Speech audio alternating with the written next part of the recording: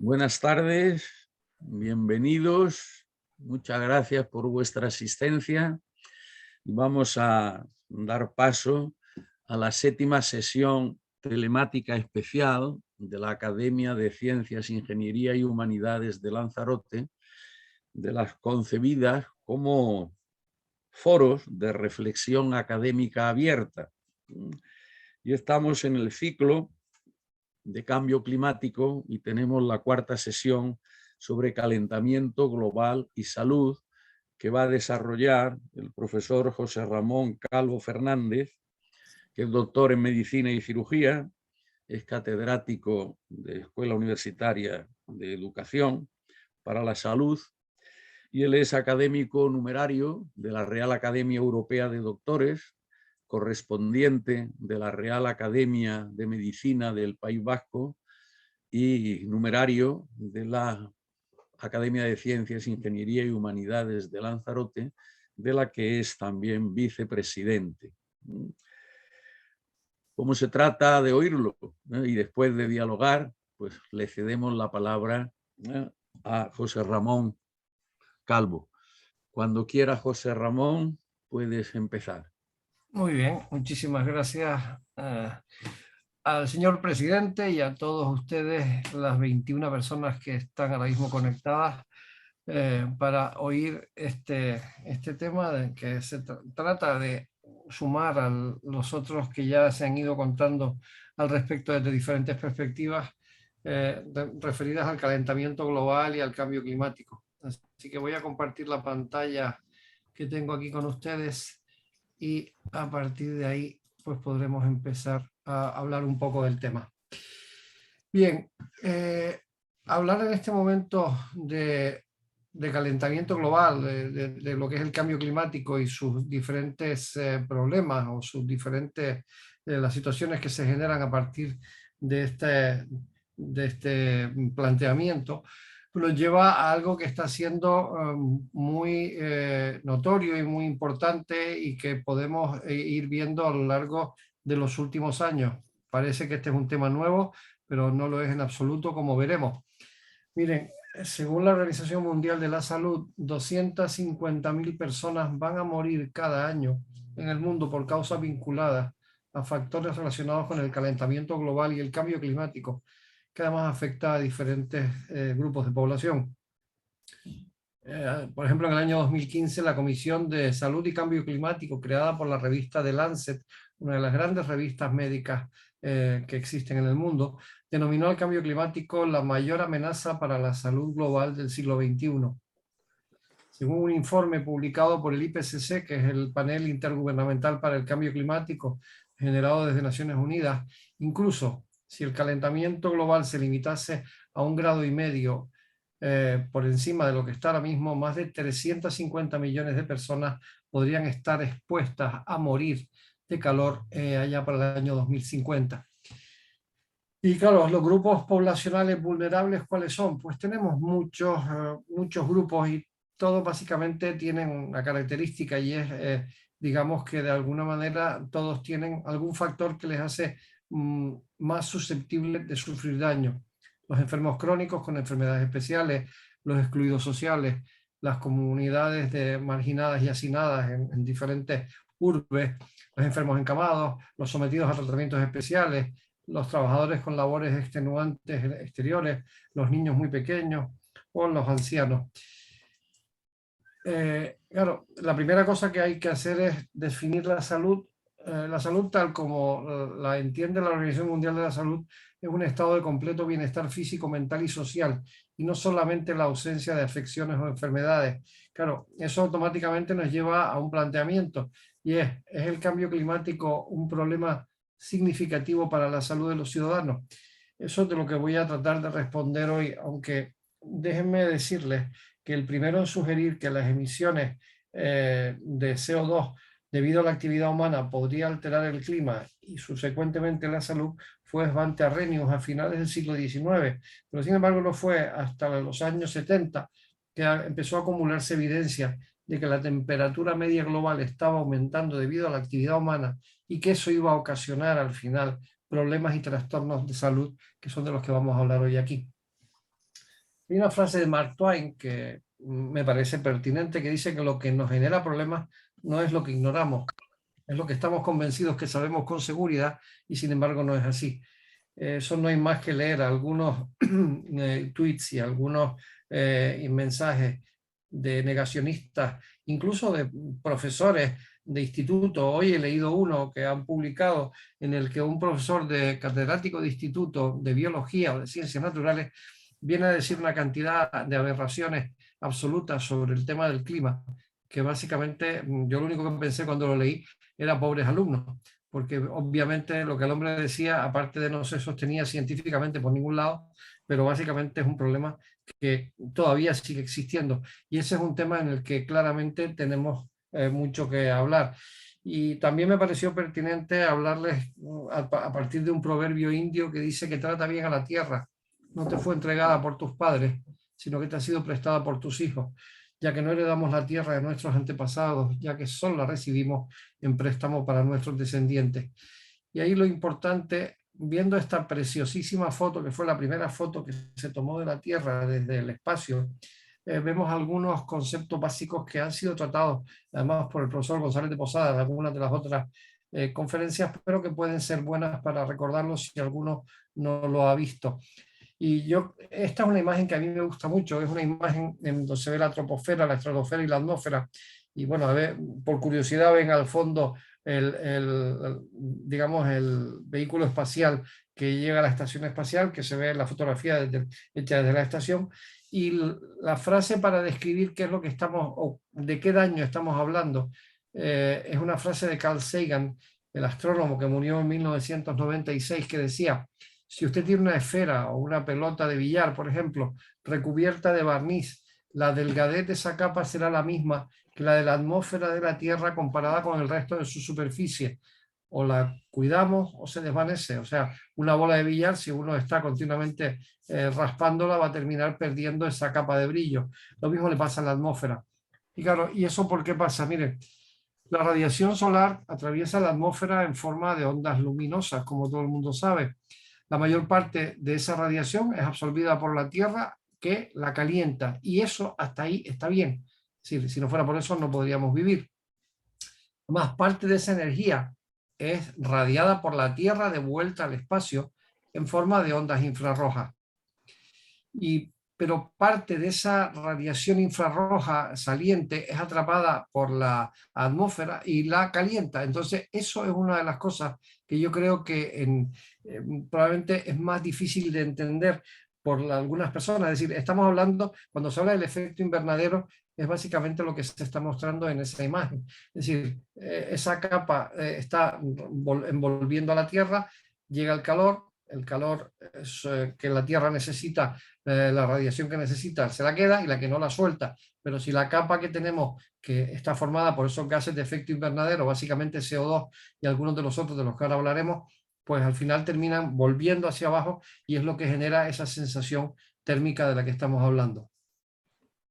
Y además de eso, a medida que aumenta, digamos, la concentración, más radiación queda atrapada. Entonces, ese es un tema que lo podemos ver muy bien aquí en esta imagen, donde se ve perfectamente que el efecto invernadero es un fenómeno natural, por lo cual la Tierra retiene parte de la energía que atraviesa la atmósfera y permite la existencia de vida. Los rayos solares, por un lado, atraviesan la atmósfera, por otro, parte de la radiación es retenida por los gases de efecto invernadero y el resto vuelve al espacio. Eso es lo normal. ¿Qué pasa cuando eso deja de ser normal? Que es el caso de que cuando se incrementa la temperatura media de la atmósfera debido a la actividad humana. Entonces, la quema de combustibles, la deforestación, la ganadería incrementan la emisión de gases de efecto invernadero, y entonces al final la atmósfera retiene más calor y el planeta se recalienta.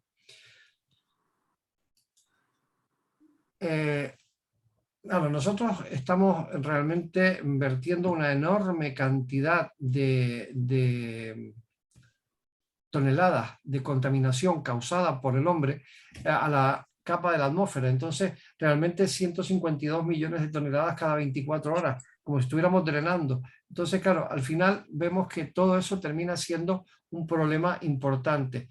Fíjense ustedes las fuentes de gases de efecto invernadero que tenemos. Tenemos el subsuelo congelado en deshielo, que es el permafrost de Alaska, las extracciones de carbono, las plantas carboeléctricas, los procesos industriales, la agricultura industrial, los transportes terrestres o aéreos, la producción de la quema de rastrojos, el transporte terrestre, etc. Y la mayor fuente de contaminación que hay ahora mismo causante de calentamiento global es la quema de combustibles fósiles. Entonces, fíjense ustedes los miles de millones de toneladas métricas de carbono que tenemos ahí y cómo se han ido incrementando con el paso del tiempo. Y cómo al mismo tiempo la temperatura global de la superficie con respecto a la media se ha desviado de una forma muy significativa. Entonces, yo creo perfectamente conscientes que está sucediendo, porque cuando vemos el problema de que la temperatura del mundo estamos ante una situación complicada, y eso además perfectamente en los gráficos en los que estamos, este ordenador hoy está dando algún problema, no sé muy bien por qué, pero está trabándose, con lo cual a veces estoy hablando de algo que todavía no ha aparecido. A ver, déjenme que vuelva otra vez aquí. Este gráfico por un lado y aquí por otro. Vale. Existe un 72% de probabilidades de que el año 2022 sea el año más caluroso de la historia, pero si nos vamos a los 2 años anteriores, vemos que los 2 años anteriores han sido los más calurosos de la historia. Es decir, se está repitiendo un fenómeno cíclico. Cada año, los últimos 5 está prácticamente siendo el más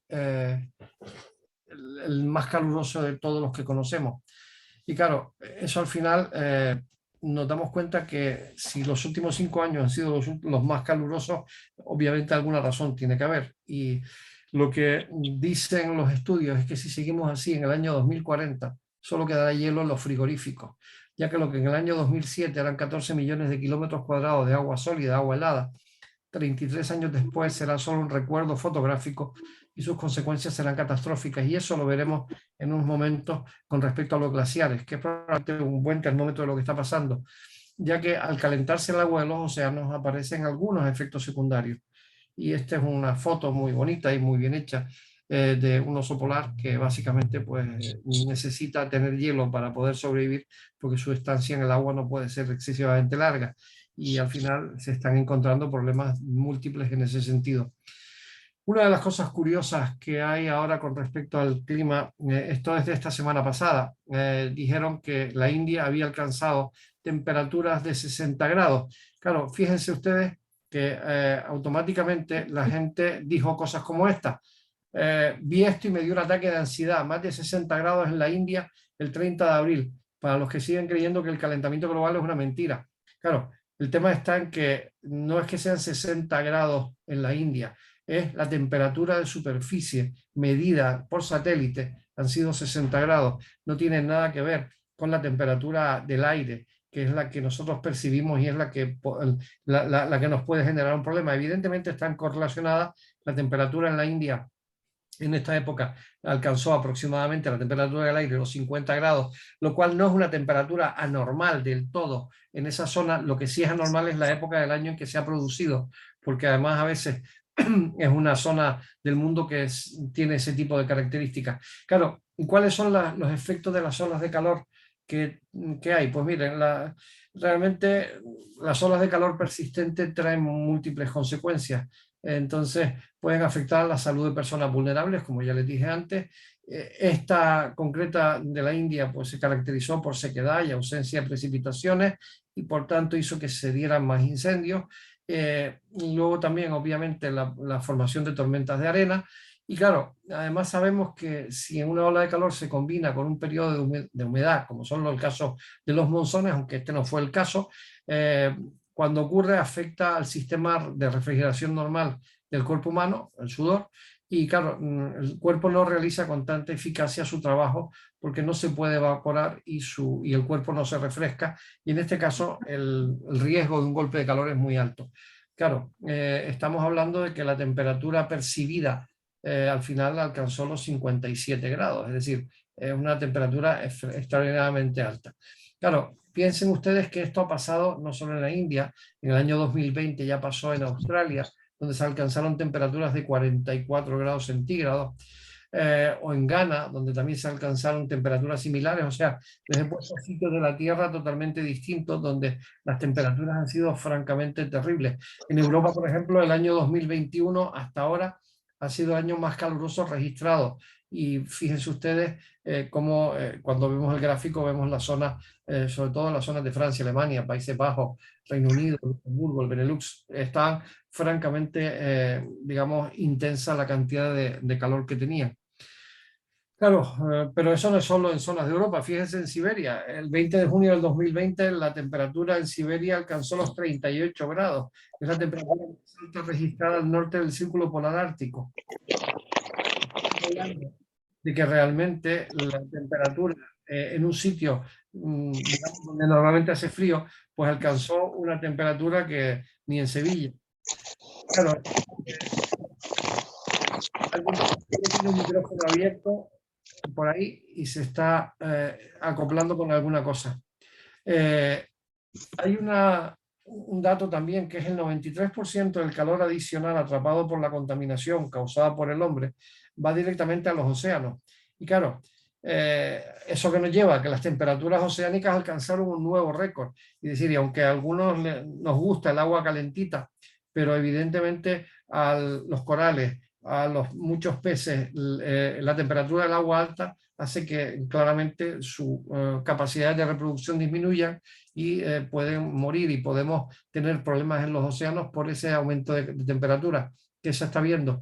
Claro, el 22 probablemente vuelva a romper el récord de esa temperatura alta si las cifras son tal como se prevén. Bueno, a medida que aumentan las temperaturas, los océanos evaporan más humedad a la atmósfera y los fenómenos meteorológicos asociados son mucho más intensos, básicamente huracanes, ciclones y tifones. Y eso se ve claramente a través de lo que se llama el ciclo hidrológico. Es decir, primero el agua se evapora, luego se precipita, luego vuelve al mar y luego vuelve a evaporarse. Entonces, cuando ese ciclo se altera de una manera importante, pues podemos al final tener las consecuencias que hemos visto hasta ahora. Claro, fíjense una cosa, que un mantra que tienen los negacionistas desde hace mucho tiempo es que el cambio climático y el calentamiento global no tienen como causa directa, por ejemplo, que haya más huracanes. Es decir, y eso, sin embargo, es un tema que sabemos claramente que no es así. Es decir, los huracanes, tifones y ciclones, que son exactamente el mismo fenómeno, dependiendo del océano en el que se produzcan, se convierten prácticamente en una devastación absoluta para seres humanos, animales, entorno y propiedades, y eso lo vemos cada año. De hecho, ahora la temporada de huracanes que empezará en el Caribe a partir del mes de junio, veremos en qué para, porque las perspectivas no son muy halagüeñas, pero lo mismo en Filipinas, en la zona del sudeste asiático y las zonas del Índico, donde también se producen esos fenómenos y que cada vez se están viendo con más frecuencia y sobre todo con más intensidad.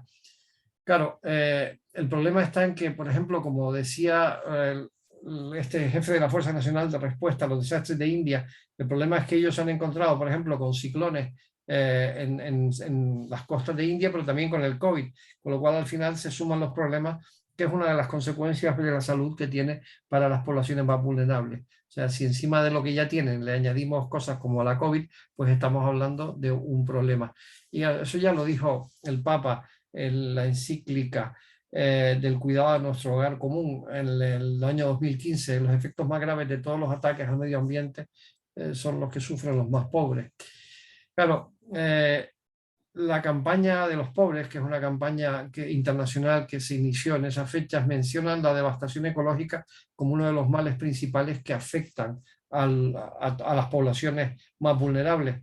Y claro, volviendo al tema del agua, vemos que hay anomalías sin precedentes en la precipitación global. Fíjense ustedes ese gráfico de eventos comparados con un clima estático. O sea, es decir, cada vez más tenemos más días de precipitaciones y cada vez son más intensas. Y a veces estamos viendo tormentas como esta, las supercélulas que le llaman, que rompen todos los récords. O sea, cuando uno se imagina ver una tormenta de ese estilo y si comparan con el árbol que se ve abajo en la foto, verán el gigantesco tamaño que alcanza esa tormenta y la cantidad brutal de agua que está emitiendo. Claro, eso estaba en Estados Unidos, pero también lo hemos visto en Gran Canaria. Ustedes recuerdan hace muchos años la tormenta Delta que capó al pobre dedo de Dios, que se convirtió en el muñón de Dios a partir de ese momento. Es decir, perdió el dedo y acabó convertido. Y eso fue una tormenta tropical. De hecho, fue una de las primeras que volvían a Canarias, porque piensen que las tormentas casi todas se generan en la zona de Cabo Verde, en las Azores, o sea, entre esas dos zonas, y van hacia el Atlántico. En este caso, esta tormenta volvió hacia atrás y afectó a las Canarias de esa manera. Claro, el mismo calor adicional que evapora más agua en el océano causa lluvias torrenciales e inundaciones, y eso se ve muy bien en ese vídeo. Es decir, vemos cómo se extrae la humedad con mayor rapidez del suelo y causa, por tanto, sequías más prolongadas e intensas. Así que tenemos ya dos fenómenos que afectan a la salud. Uno es las inundaciones, con todo el fenómeno del ciclo hidrológico, o sea, más lluvias, más precipitaciones, más inundaciones, etcétera, pero al mismo tiempo también las sequías son mucho más prolongadas y mucho más intensas. También es cierto que el aumento de temperatura produce más incendios, y eso es una obviedad, pero también podemos probarlo y lo tenemos ahí. Es decir, a temperaturas más altas, mayor número de incendios, y los incendios son además más devastadores y son cada vez más terroríficos. Y eso, por ejemplo, tienen esta foto de Australia, que la puse básicamente porque este pobre canguro, la verdad es que debía estar aterrorizado. Y en Australia, sobre todo, donde las temperaturas subieron el año 2019 y en el 2020 por la enorme ola de calor que tuvieron, pues al final es una demostración más de eso de lo que estamos hablando. Y al final este dato, que es de una aseguradora, una de las más grandes aseguradoras del mundo, reaseguradoras, que se llama Munich Re, ellos hicieron una prospección de las catástrofes por clima extremo en el mundo. Y entonces verán que desde el año 1980 hasta el año 2019, que fue cuando lo hicieron, cada vez están siendo mayores, por supuesto, las temperaturas extremas, también las inundaciones y los aludes y las tormentas.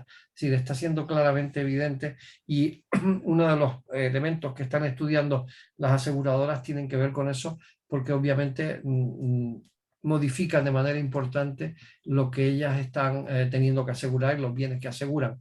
Y ahí tenemos un ejemplo muy claro de eso que está pasando en los glaciares. Si los glaciares, estamos perdiendo muchos glaciares de muchos lugares del mundo. Ese es un glaciar, miren, lo comparan, es un glaciar que está en el sudeste de Groenlandia en el año 1935. Y miren ustedes, en el verano del 2013 ya no quedaba resto prácticamente ninguno del glaciar, un poco de la morrena arriba y poco más. Y como esos tenemos un montón de ellos.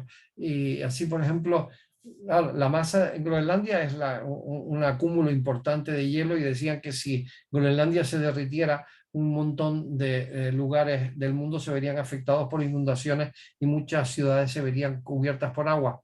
Pero ahí, por ejemplo, van viendo cómo la masa de hielo va claramente en disminución, y ese es un fenómeno que está siendo imparable y que preocupa enormemente a los científicos del clima, porque es un elemento evidente de que las situaciones están siendo terribles. Y ya no solo en Groenlandia, en la Antártida, pues tenemos exactamente lo mismo por debajo. Es decir, cada vez se está viendo más pérdida de hielo y cada vez está habiendo mayor cantidad de agua en los océanos, y por tanto los riesgos de que las ciudades se vean afectadas por aumento del nivel del mar, pues ahí las tienen. O sea, ahí tenemos, por ejemplo, población en riesgo en 2070 en millones de personas, pues Calcuta, Mumbai, Dakhla, Guangzhou, Ho Chi Minh, Shanghai, Bangkok, Rangún. Fíjense que casi todas esas ciudades son del sudeste asiático, salvo Miami y Haiphong. Y luego después las 10 principales ciudades por riesgo, por aumento del nivel del mar, por activos expuestos en dinero, tenemos que son Miami, Guangzhou, Nueva York, Newark, Kolkata, Shanghái, Mumbai, Tokio, Hong Kong. Es decir, las ciudades expuestas a nivel de activos mobiliarios o inmobiliarios evidentemente pertenecen mucho más al mundo civilizado, o al mundo, digamos, desarrollado, más que civilizado. Con lo cual, entonces, yo creo que ese es un tema que mucha gente tendría que tener en cuenta. Y si alguna vez les han hablado que está más perdido que un pulpo en un garaje, ahí tienen un pulpo en un garaje. Es decir, este pulpo llegó a este garaje por una gigantesca inundación que se produjo en Miami. Debido justo a Miami, es una ciudad que está muy plana, hay zonas incluso que están por debajo del nivel del mar, y entonces, bueno, pues evidentemente, bueno, se dieron inundaciones y ese pulpo vino a llegar a un sitio que estaba muy alejado de su hábitat natural. Y claro, piensen una cosa, ciudades como Nueva York, por ejemplo, están claramente expuestas a ser inundadas si los niveles del agua del mar suben.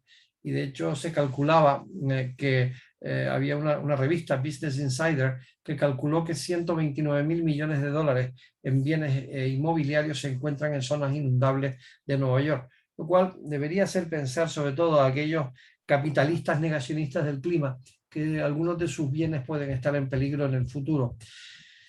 Pero no hace falta irse a Nueva York. Miren, Kiribati, que es un pequeño archipiélago del Océano Pacífico, es el primer país en comprar terrenos en otra nación para albergar a sus refugiados climáticos.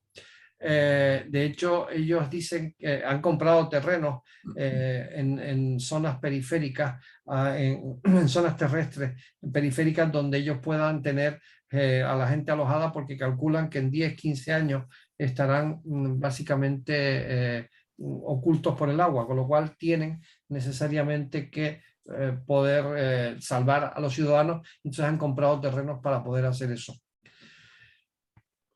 Otro dato interesante al respecto es que el cambio climático seguramente va a conducir a escasez de agua y alimentos, a enfermedades pandémicas y a disputas sobre refugiados y recursos y destrucción causada por desastres naturales en regiones de todo el mundo. Y eso lo dice el Departamento de Defensa de Estados Unidos en un informe publicado en el 2014.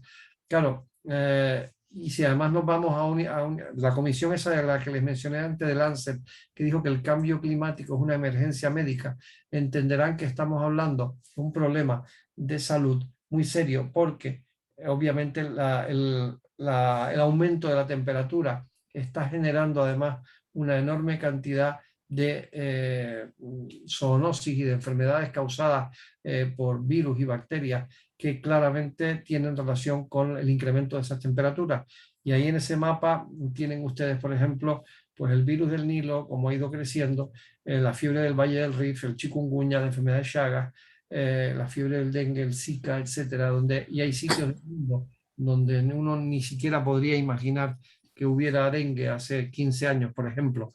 El dengue es una enfermedad tropical que aparecía en los países tropicales y ya la tenemos, por ejemplo, en España, en las costas mediterráneas, ya hay dengue autóctono.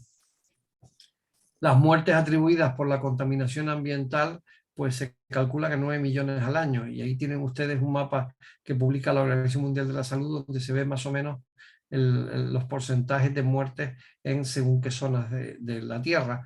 Y vemos que la concentración, por ejemplo, en zonas del sudeste asiático es altísima y en zonas de Rusia también. Y claro, los impactos de salud global relacionados con el cambio climático han sido estudiados por la OMS. La OMS tiene un departamento ya dedicado en exclusiva a tratar y a estudiar el cambio climático. Y entonces, y ellos hablan de que los impactos directos e indirectos del cambio climático sobre la salud pueden ser a través de radiaciones ultravioletas, a través de golpes de calor, accidentes causados por fenómenos meteorológicos o aparición de patologías vinculadas a esas temperaturas extremas, pero también puede impactar de manera indirecta alterando las condiciones de los vectores de enfermedades, el caso de los mosquitos, reduciendo la productividad agrícola, ganadera, etc. Y otras patologías que aparecen claramente vinculadas a esto, pues el cáncer de piel y cataratas, eso se vio mucho en Australia, cuando el agujero de la capa de ozono afectó directamente a Australia, se multiplicaron de manera significativa los cánceres de piel, porque la capa de protección de ozono ya no existía. Luego, daños y accidentes y epidemias como resultado de las inundaciones y también como resultado de los movimientos climáticos de emigraciones forzadas por temas climáticos, las enfermedades infecciosas de las que he hablado, las transmitidas por insectos, la salmonela, a más calor, mayor cantidad de intoxicaciones por salmonela. Fíjense, las principales causas de muerte a nivel mundial relacionadas con el cambio climático, pues tenemos, eso es una información de la OMS, que lo ha publicado en varios años, que los desastres relacionados con el clima matan a más de 150.000 personas. La desnutrición mata a 3,5 millones de personas. La diarrea mata a 2,2 millones y la malaria mata a 900.000. Es decir, tenemos un montón de millones de gente que mueren al año gracias a estas variaciones climáticas que están afectando de una forma o de otra a la gente y al mundo en el que estamos viviendo. Y otros daños directos e indirectos a la salud, pues los cultivos dañados, la disminución del suministro de agua, que es un problema severo en muchos lugares del mundo, y acuíferos contaminados, disminución del volumen de los acuíferos, o movimientos migratorios en masa causados por trastornos climáticos, que son de los que hemos hablado. Por ejemplo, también una de las cosas curiosas, que es un estudio que se hizo en China y demostró un aumento de casi el 22% de casos de COVID en zonas con niveles más elevados de contaminación. Entonces, ¿qué tiene que ver el COVID con la contaminación? Pues probablemente nada, pero probablemente mucho. Sí, seguramente en zonas de alta contaminación es más difícil que el aire circule y por tanto es más difícil que las personas puedan respirarlo con más facilidad. Entonces, la primera o la segunda pregunta que hay que hacer en este caso es, ¿esto se puede cambiar?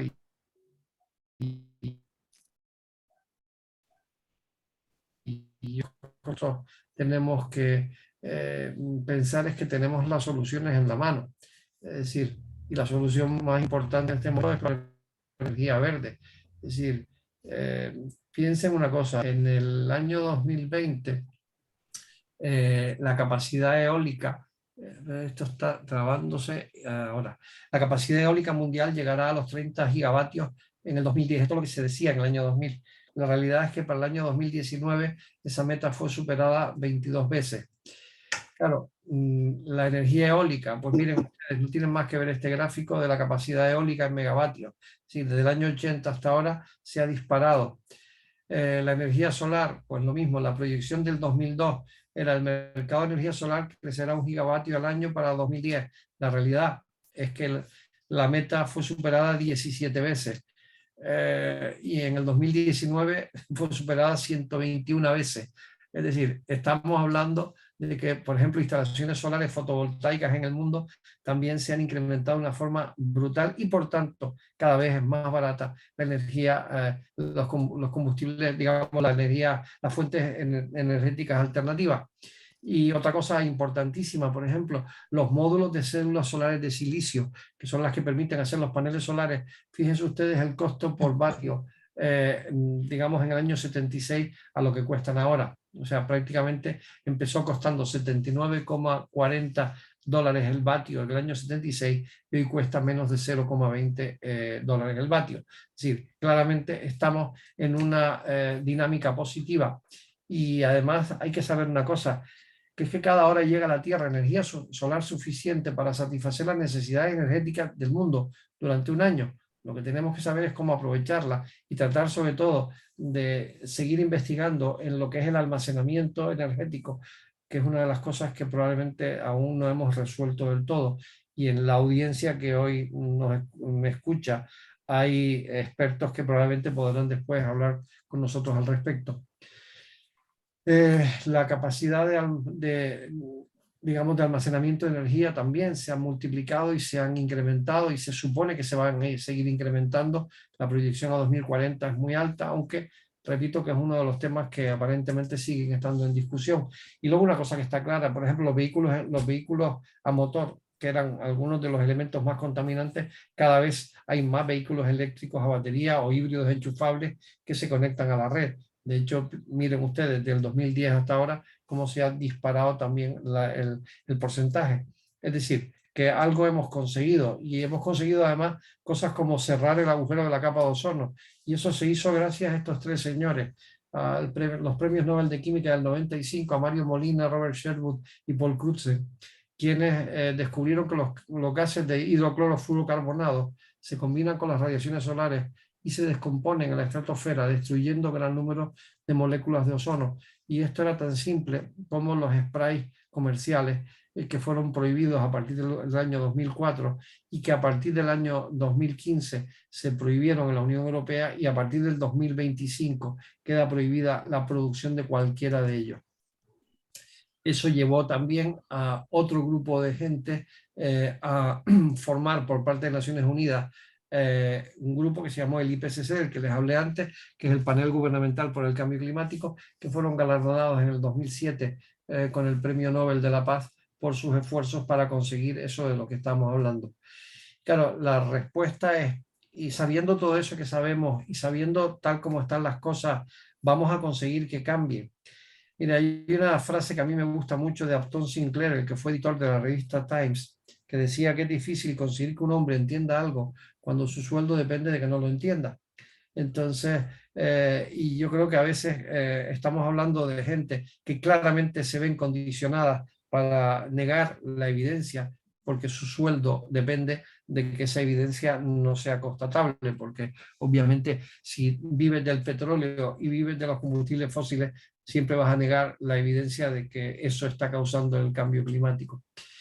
Claro, lo que sí sabemos es que gracias a los esfuerzos de muchos miles de personas, el agujero de la capa de ozono ha disminuido drásticamente, los esfuerzos internacionales ya han salvado de la extinción a muchas especies amenazadas y las técnicas de reciclaje están permitiendo disminuir las emisiones de gases de efecto invernadero.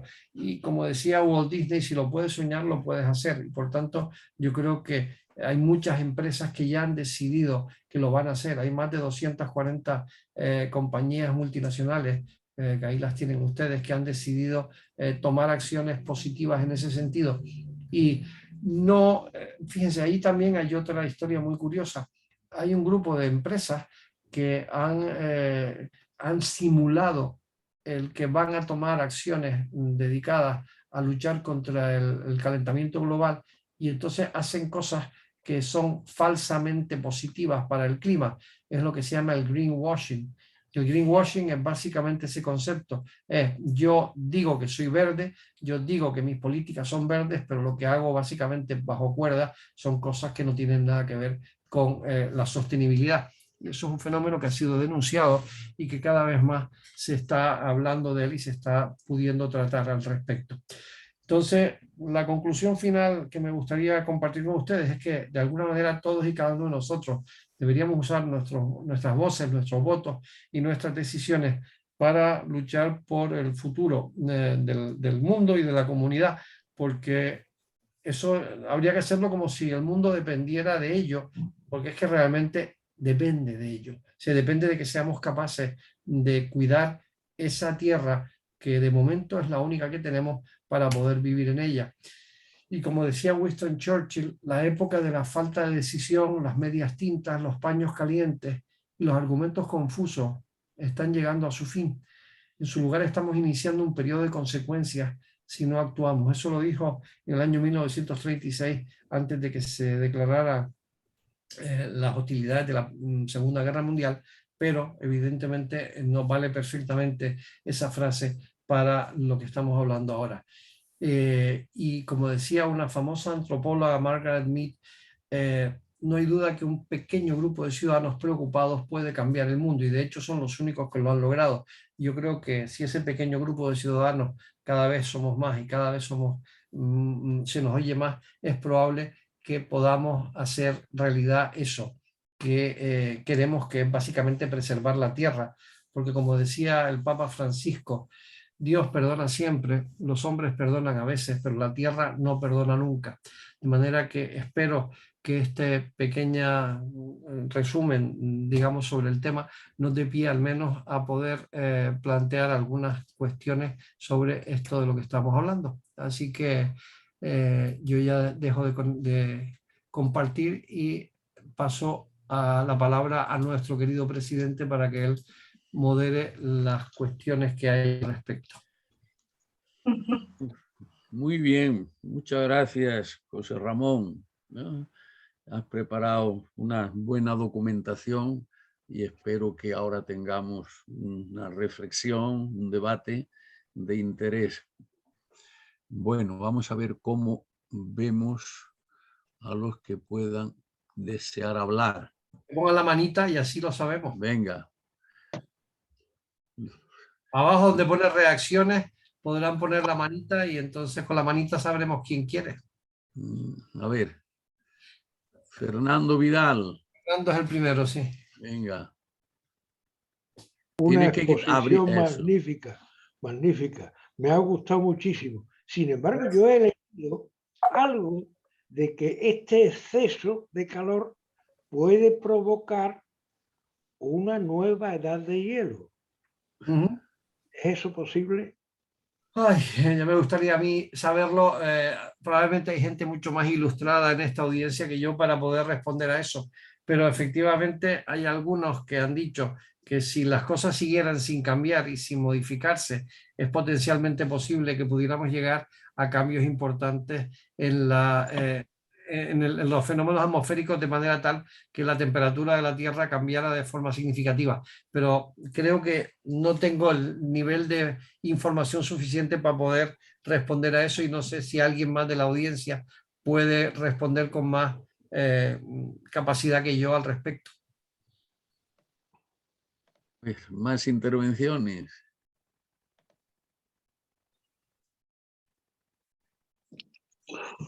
Aquí han lanzado una llamada a los, en principio, expertos. ¿Tenemos por ahí algunos? Sí, no, por eso. No. Hola, buenas tardes. ¿Sí? Pues nada, felicitarle por la conferencia y en relación a lo que ha comentado el tertuliano de si un exceso de calor puede producir una mini era glacial, yo no soy experto para especular ninguna hipótesis, pero sí que debo decir que, por ejemplo, en la prensa oficialista, no conspiranoica ni negacionista, como el New York Times o el Washington Post en los años 70, se publicaba muchísimo sobre que nos dirigíamos a una mini era glacial. Y decir otra cosa, que por ejemplo el señor Al Gore, vicepresidente de Estados Unidos, en su documental Una verdad incómoda, venía a decir que en el año 2012, creo que era, pues el hielo habría desaparecido y nada más lejos de la realidad. Porque si bien es cierto de que en el Ártico está perdiendo masa de hielo, el Antártico pues está pasando todo lo contrario. Es cierto que hay cierta controversia, es cierto que hay cierta controversia sobre lo del Antártico, pero ahí está. Y no es cuestión de ser negacionista, la ciencia es para discutirla toda, si no, no es ciencia, es dogma. Muchas gracias, buenas tardes. A ver, José Ramón. Buenas tardes. No, yo sigo planteando los datos de lo que pasa en el Ártico. No lo tengo, sí tengo los datos de Groenlandia, que ya se vieron lo más cerca, y en Groenlandia se está claramente disminuyendo la masa de agua líquida. En la Antártida es obvio que sí, de hecho ya hay muchos, pero en cualquier caso que los datos del Ártico yo no los tengo y por tanto no puedo hablar sobre ellos, pero en cualquier caso es un tema que voy a inmediatamente a mirar y sobre eso pues hablamos, pero me gustaría, si hay alguien más que tiene alguna opinión al respecto, que nos lo cuente. A ver.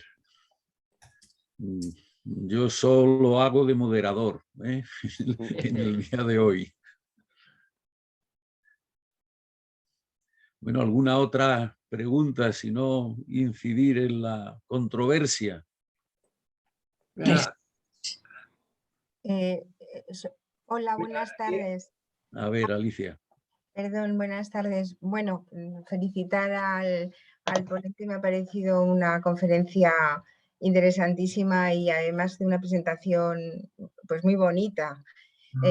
La cuestión es que yo no soy nada experta en esto.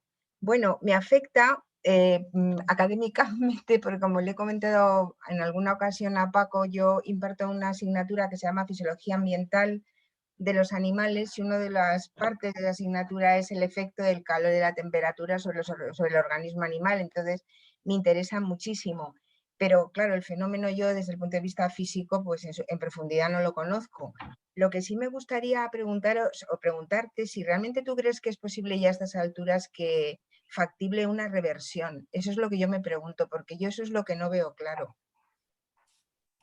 Dicen todos los que están estudiando, yo pienso en una cosa, yo básicamente el clima lo estudio y lo veo desde el punto de vista de la salud, pero dicen gran parte de la gente que están trabajando sobre ese tema que la reversión se puede dar probablemente en los próximos 5 o 6 años máximo, es decir, si no conseguimos revertir los datos que se están dando en los próximos años, la situación se va a convertir en complicada. Lo que pasa es que evidentemente aquí no somos Nostradamus, los informes del IPCC son informes realmente dramáticos en muchos sentidos, pero realmente una de las cosas interesantes que yo creo que tenemos que ver ahora mismo es que tal como se están dando los fenómenos meteorológicos y los cambios extremos que se están dando en la Tierra, y que claramente están ya ni siquiera los negacionistas son capaces de afirmar que no se deben a la intervención del hombre.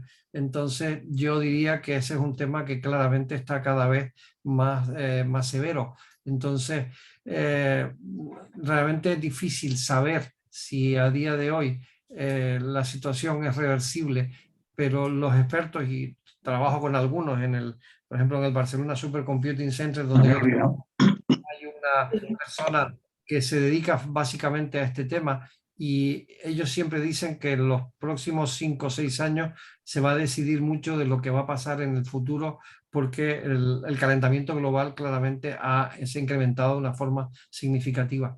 Así que eso es lo que puedo responder, pero estaba mirando aquí con respecto a lo que decía la persona que intervino antes en el Ártico. Hay un informe que dice que durante los últimos 30 años el área total de hielo marino ártico ha disminuido. Y esto no solo provoca cambios importantes en los ecosistemas locales, sino que afecta a sistemas climáticos de todo el mundo, ya que, por ejemplo, el grosor del hielo ártico ha disminuido un 40% en los últimos 30 años. El nivel del mar ha aumentado 19 centímetros desde principios del siglo XX, y un aumento de 2 grados en la temperatura media global.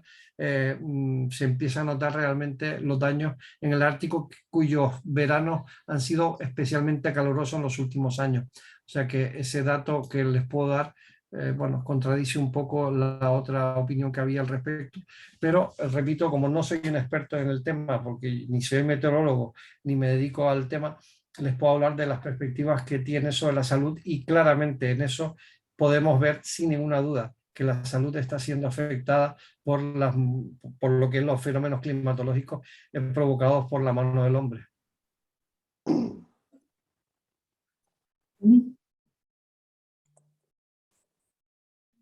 A ver, que el tema da para mucho. Hay mucho silencio. Mari. A ver, Mari. Una pequeña pregunta. ¿Alguien se ha analizado estos 2 años de parón, digamos, por las distintas circunstancias del COVID, los aislamientos, que se han movido menos, se ha gastado menos combustible, ha habido menos de todo? ¿Eso ha afectado algo? Porque han sido 2 años, por lo menos. Sí.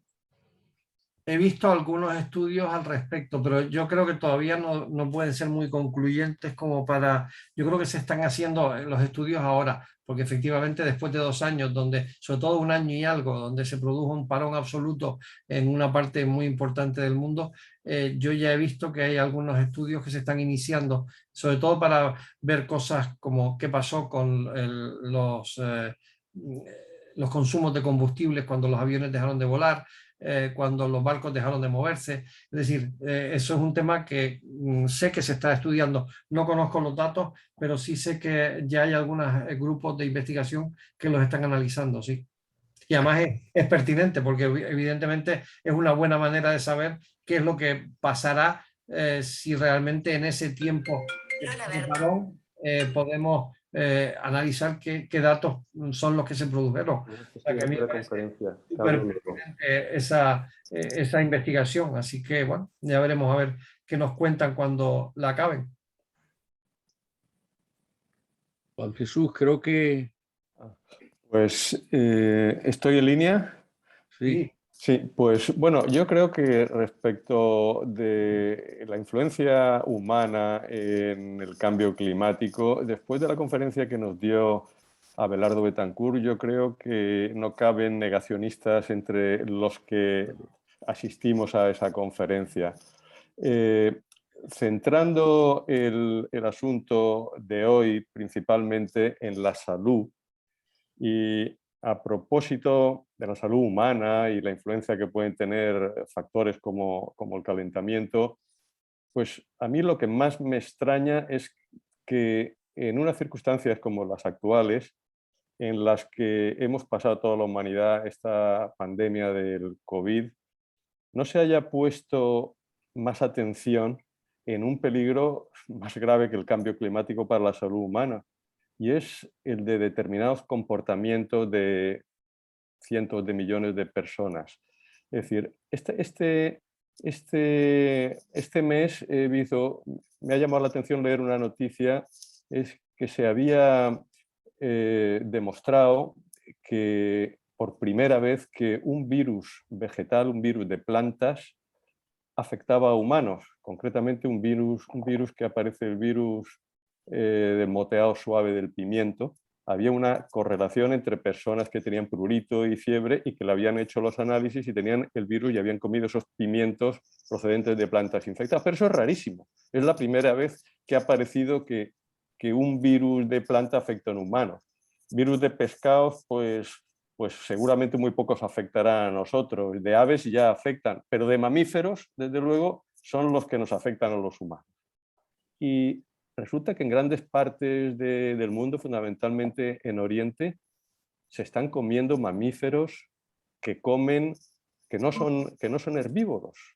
Y eso tiene una importancia enorme en la transmisión de virus hoy en día a toda la especie humana, porque se habla de migraciones, pero habiendo los aviones que recorren el planeta sin parar, ¿para qué vamos a esperar que haya migraciones por cuestiones climáticas? Es decir, hoy en día la humanidad vamos todos en el mismo barco y no hay distintos botes, vamos en el mismo barco y costumbres peligrosas, porque yo he oído hablar de eso, del dilema del omnívoro. Es decir, el oso panda no tiene problemas porque solamente come bambús, pero los que comemos de todo y tenemos esa ventaja para poder movernos por todo el planeta, tenemos que ser muy cautos a la hora de lo que ingerimos.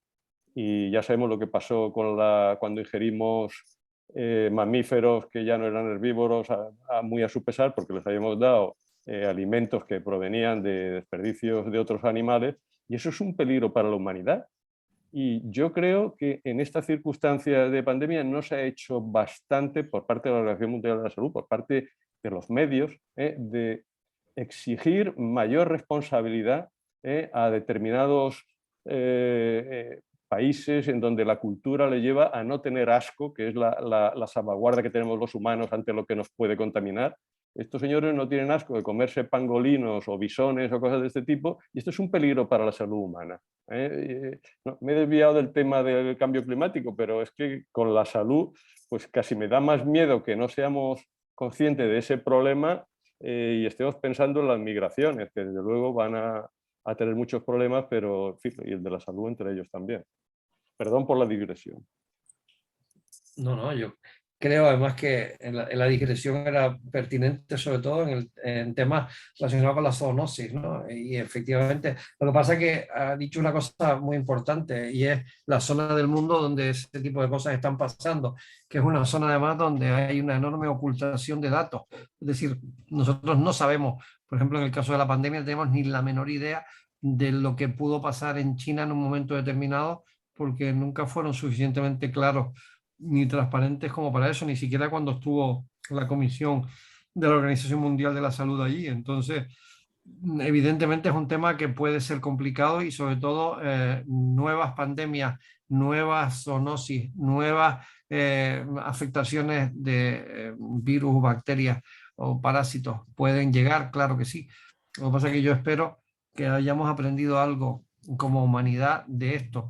Y una de las cosas que siempre digo es que una partícula, al fin de cuentas un virus ni siquiera tiene vida propia, o sea, necesita de otras células para poder seguir viviendo o reproduciéndose, y que una partícula que es 900 veces más pequeña que el diámetro de un pelo humano, pues haya sido capaz de poner al mundo patas arriba, nos demuestra lo frágiles que somos, y que además, como la foto esa que les mostré al final, tenemos ese mundo que es precioso, pero solo tenemos ese, no tenemos recambio, y como no lo cuidemos, la situación se va a poner complicada, por más que haya gente que lo intente negar y que intente decir fundamentalmente las cosas que son las que sabemos que son así.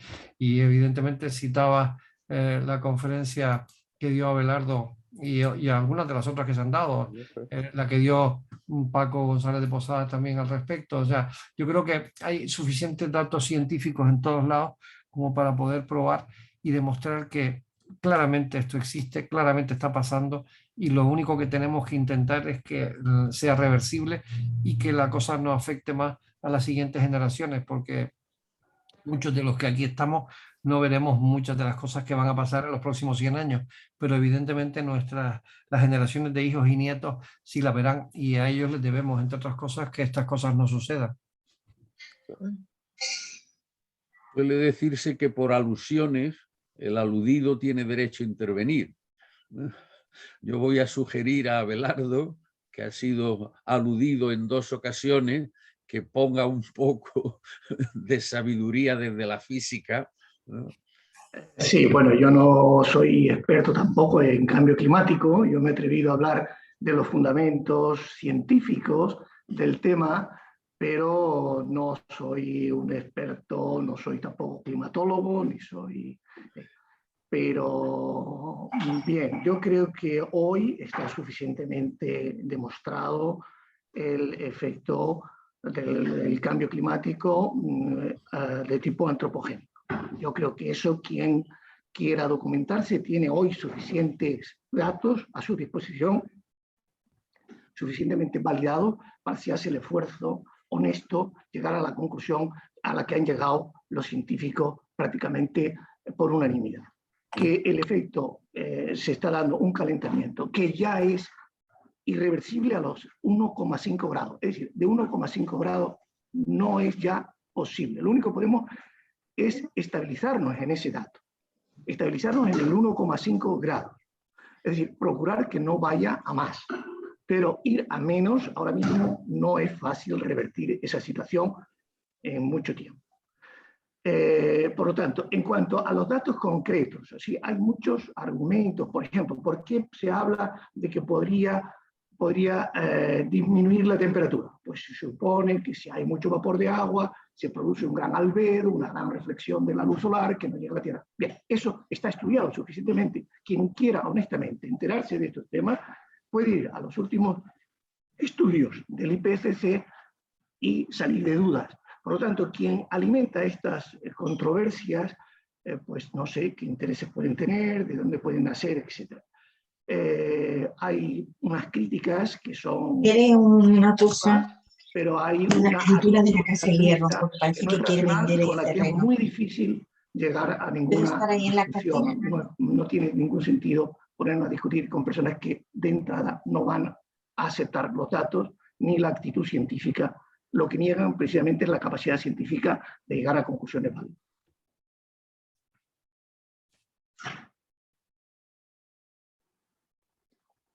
No sé si se me ha estado oyendo porque creo que ha habido interferencia. Perfectamente. Gracias, pero se oía perfectamente. Y con toda claridad, como siempre.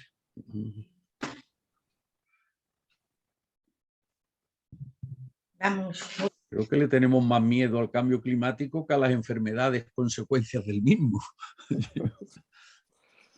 Las enfermedades evidentemente están ahí y son problemáticas. Lo que pasa es que probablemente al final es un tema que la gente no tiene mucha conciencia. Yo, por ejemplo, hay un dato que para mí es curioso. Como saben, me he dedicado a estudiar los mosquitos como víctima que he sido y soy de ellos. Y una de las cosas curiosas es cuando te das cuenta que el clima influye claramente sobre la aparición de enfermedades vectorizadas a través del mosquito, sea el dengue, sea el Zika, el chikungunya, la malaria. Por ejemplo, en Nepal, donde las temperaturas eran suficientemente inhóspitas para que los mosquitos pudieran crecer, no había malaria ni había dengue. Pues ya hay malaria y hay dengue.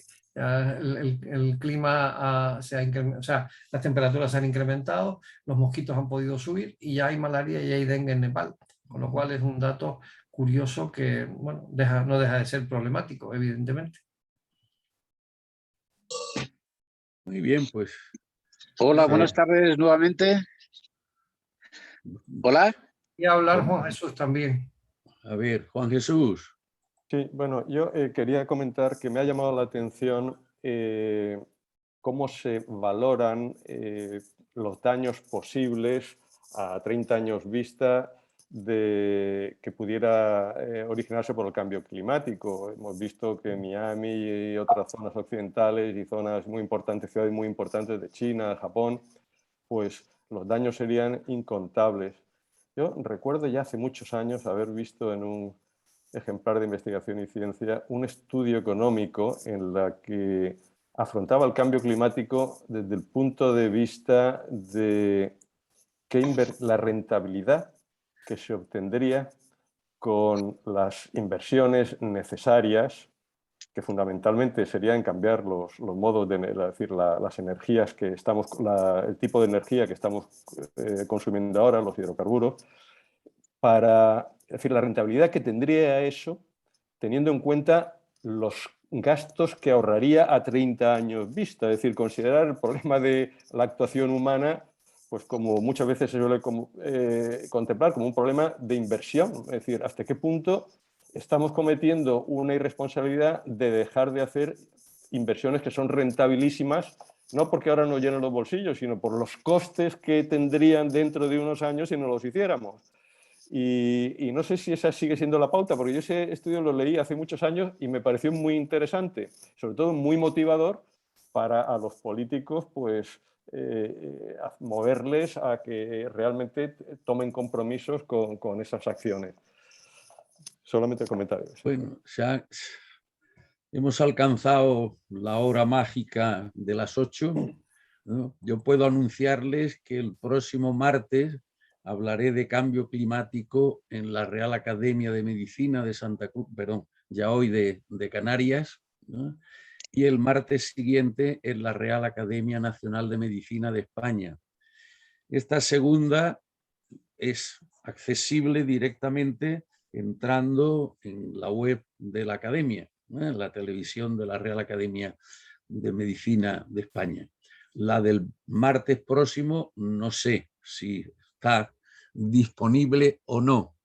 Bueno, para el mes que viene tenemos ya concertados el que cesamos en el estudio formal del cambio climático y regresamos al tema de Ucrania, ¿no? Juan Antonio Carrasco y Manuel Medina han aceptado continuar con lo que empezamos el mes pasado, uno desde la perspectiva militar y el otro desde la perspectiva, pues vamos a llamar, geopolítica con carácter general, ¿no? En consecuencia, pues estamos citados para los próximos actos, ¿no? Y dentro de 2 semanas pues tendremos fundamentalmente lo que llamamos las jornadas blascabrerianas de recuerdo y homenaje a Blas Cabrera. La primera acción de esta conmemoración o recuerdo de Blas Cabrera tendrá lugar el día 18 en la Universidad de La Laguna, en el aula de Física y Matemática, que en años anteriores sí han sido grabadas y difundidas. Si esto sucede y es así, pues tendremos el gusto de subirlo a nuestra página para que quien le interese pues pueda acceder a ella, ¿no? Muy bien, pues muchísimas gracias por la presencia, por la colaboración y muchísimas gracias sobre todo a ti, José Ramón, por el esfuerzo, ¿no?, en la preparación de esta conferencia, ¿no? Hasta muy pronto, muchas gracias. Buenas noches. Buenas noches. Adiós, buenas tardes.